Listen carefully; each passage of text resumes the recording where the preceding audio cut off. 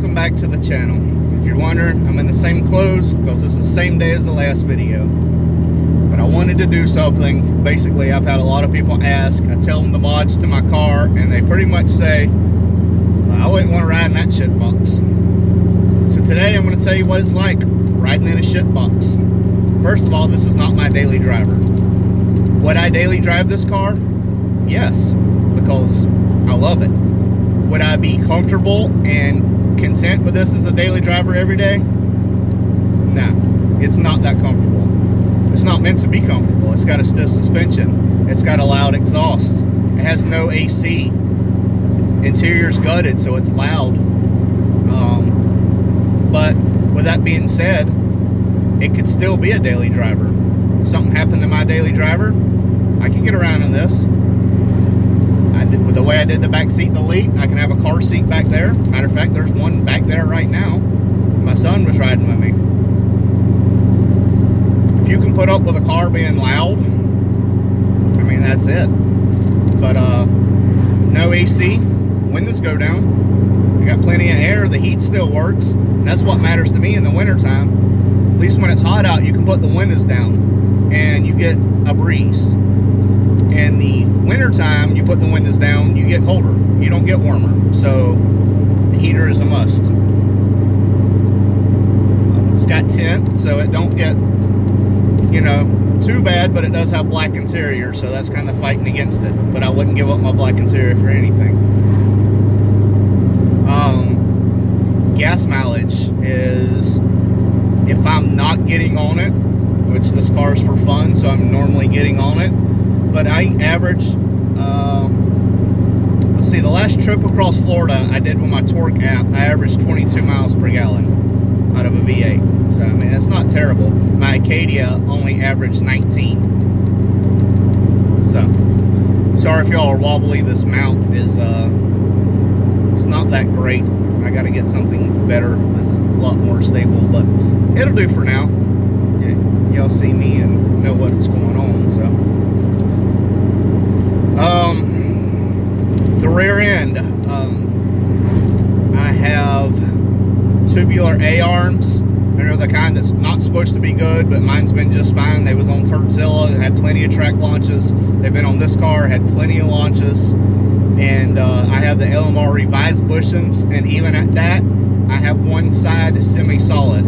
I have a video on that where I inserted washers that was the same size as the bolt, and also the same size as the bushing hole. So basically the washers act as a metal bushing, if that makes sense. So they're semi-solid on one side, the other bushing on the other side. So yeah, you get some pops and some things like that because, you know, that's how loud suspensions are. And people will tell you, if you go to a full solid rear suspension, you know, like the adjustable ones, there's a lot of noise, a lot of popping and crinking and all this stuff. I don't do it as bad, but I still get some every now and then. Things I love about this is it's almost 300 pounds lighter. It's got the tubular K-member. With the mods I've done, it stays a lot cooler. The header heat can evacuate better. I don't have the AC condenser in front of the radiator, so that helps. I do run supercoolant, which is an additive. That seems to help great. I realize I've said about 75 times and it's starting to annoy me, so hopefully it don't annoy y'all too bad. Bouncy, but you get with a you know, a stiffer spring, it's going to be a little bit more bouncy. I do need front shocks. The rear have conies on it, and I love it. I need something new on the front because they are the original 23-year-old shocks. They've been great this far, but I don't know. So other than that, that's, I mean, I got the window halfway cracked. I'm not sweating my butt off. Put the other window down after I'm done with the video, and I'll just sit back and cruise. Like I said, I hear the tires. I can hear the fuel pump. The fuel pump's loud. It's got a nice whine to it. Even when Jonathan Harder rode it, he's like, wait, is that your fuel pump? I'm like, yeah, that's definitely my fuel pump. So It's very noticeable, but I get used to it. Just recently, my radio went out. I normally have a radio that I can listen to that kind of drowns out some of this, but even without having a radio, it's still not too loud. It's still, you know, I can sit back and I can get in my own head and think about what I need to think about and clear my mind, and that's all there is to it. So the term shitbox is a badge of honor for a lot of us. And what is it like driving a shitbox? Well, it's pretty freaking awesome. People pull up to this and think it's just a regular piece of crap Mustang, and to a lot of people it is, but to me, you know, I put a lot of time in this car, and I've surprised a lot of people. Had a guy the other day with a Civic Si. He just assumed that he was going to walk away from me, and he didn't. And when he got to the light, he was grinning really big and just like, wow, I didn't expect that to happen. So, you know, it's fun. I don't do this as competition to anybody else. I'm not out here to have the baddest car on the street. I do want it faster, and I do have something coming, and I promise you that. Matter of fact, I've already got it. I'm just waiting to get everything else and let y'all know in on that secret. But until then, y'all are not gonna know. But like I said, driving a shitbox is a badge of honor, in my opinion. And you can tell it gets, you know, it gets louder. And I do some racer things that I probably shouldn't. When I'm going down a hill, I turn off my overdrive. Yes, it's an automatic because I was planning on going drag racing, and my wife even specified, if you get another Mustang, please make it an automatic. So, got an automatic. I'm loving it.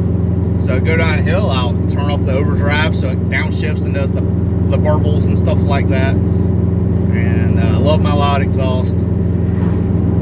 To me, it's a different experience. I can get in the Acadia when I want to, turn on the heated seats, have the AC going, just cruise in comfort and listen to the radio, whatever, jam out, have music on my phone, it don't matter. But this is just a raw feel. Like, I'm going around this sharp curve.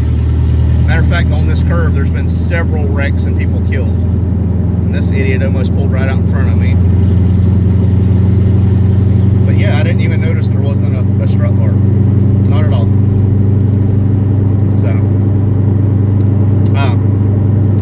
did not even notice that there wasn't a roll bar. Strut bar's been off for a while. The reason I'm keeping that off is I'm, you know, to help with a little bit of weight and going in a straight line, which I plan on doing. I'm not going to need it. So I'm going to take overdrive off. There's on a straightaway and nobody around right now. So you hear the burbles.